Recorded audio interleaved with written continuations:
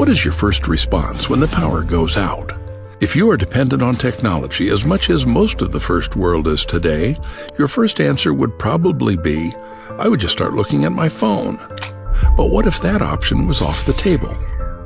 We are now dependent on electricity more than ever, and it is a part of our daily lives in almost every little detail.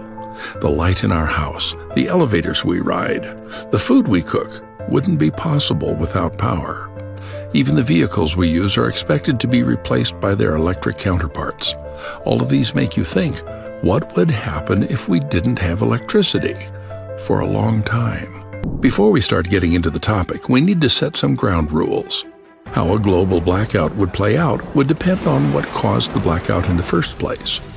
Did all the power stations stop working due to a natural disaster all of a sudden?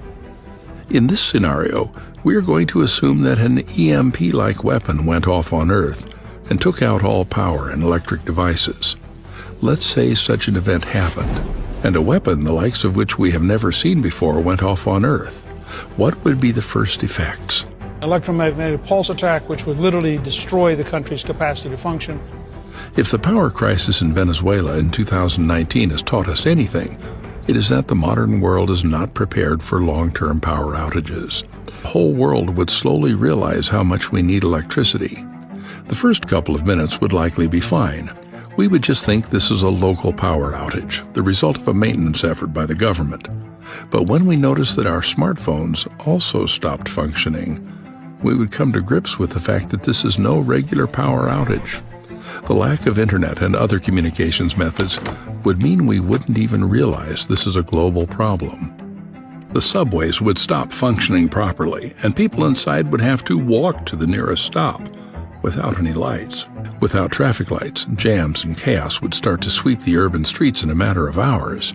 Populations in most cities would rush to their homes for further news that might never come.